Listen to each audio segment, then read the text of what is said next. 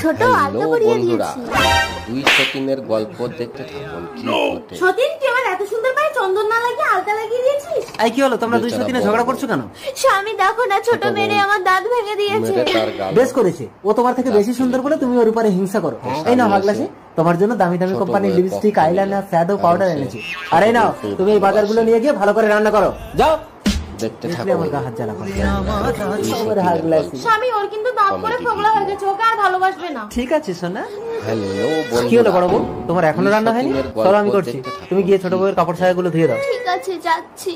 তরকারিতে সব দিয়ে দিয়েছি, তুমি শুধু লবণটা দিয়ে নামিয়ে নিও। ঠিক আছে, তুমি যাও। ছোট বউ মেরে তার গালে দাঁত ফেলে দেখি বাচ্চা স্বামী এসে বাহ, দারুণ স্বাদ হয়েছে।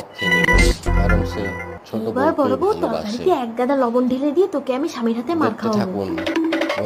ও হাগলাসি, আজ রান্নাটা যা হয়েছে, শুধু কালারটা দেখো। এই নাও, খেয়ে দেখো। না না, তুমি খাও। ও শোনো, তোমাকে আগে না খাইয়ে কোনো জিনিস মুখে দিয়েছি আমি? না না না, খাও খাও বলছি। দেখুন ছোট বউয়ের সাথে তরকারিতে এত লবণ। কি করে? আর কি করে বড় বউ আমাকে খেতে দেবে না বলে এই কীর্তিগুলো করে। বড় বউ তো তোমার কাপড় ধুতে গেছে, সে তো এখনো আসেনি। আর তরকারিতে তো আমি লবণ দিয়েছি, তার মানে এই নটঙ্কি গুলো তুমি করো না। আমার এগুলো একদম ভালো লাগে না হাগলাসি। ওরে সতীন, আমার প্ল্যানটা ভেস্তে গেল। আইডিয়া, রান্নাঘরে সর্ষের তেল ফেলে রাখবো, বড় বউ ঢুকলেই পা পিছলে পড়ে ওর সবগুলো দাঁত ভেঙে যাবে। হাগলাসি, ও নো, ও মা গো, আমার সব দাঁত ভেঙে গেছে গো। হয়েছে ও মা, ইঁদুরটা তো বালতির জলে পড়ে গেছে, একে তুলে দিই, না হলে এ মরে যাবে। তুমি আমাকে বাঁচালে বড় মা, তাই আমি তোমাকে নতুন দাঁত দিচ্ছি, নতুন দাঁত গলে। আমি দাঁত ফিরে পেয়েছি। ও মা গো, আমার দাঁতগুলো সব ভেঙে গেছে গো। ছোট, তোর সব দাঁত ভেঙে গেছে?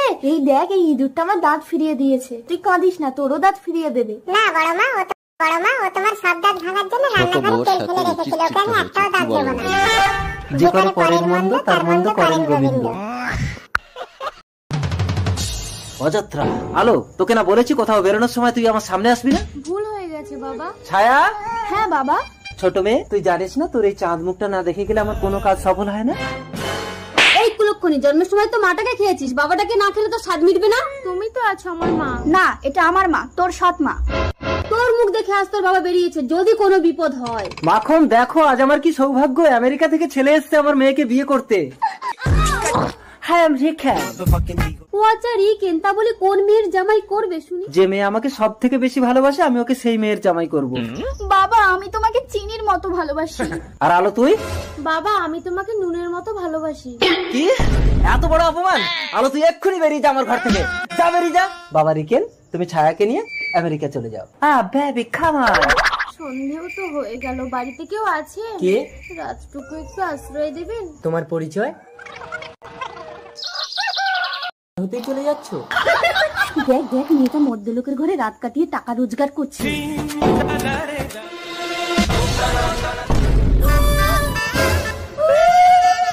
এই কি রিকেন, তুমি আমাকে আমেরিকা নিয়ে যাবে বলে ভাঙা ঘরে রাত কাটালে কেন? হাসা মিথ্যে কথা।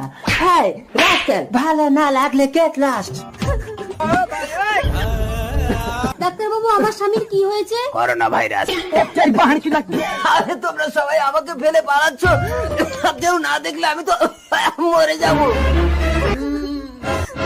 ছায়া, কোথায় যাচ্ছিস? মা, রিকেন একটা ভিখারি। ভিখারি হোক যা হোক, রিকেনের কাছেই চল। তোর বাবার করোনা ভাইরাস হয়েছে, তুই যাস না। আরে তোমরা সবাই কোথায় যাচ্ছ, আমাকে সঙ্গে নিয়ে যাও। দরজা খোল ছায়া।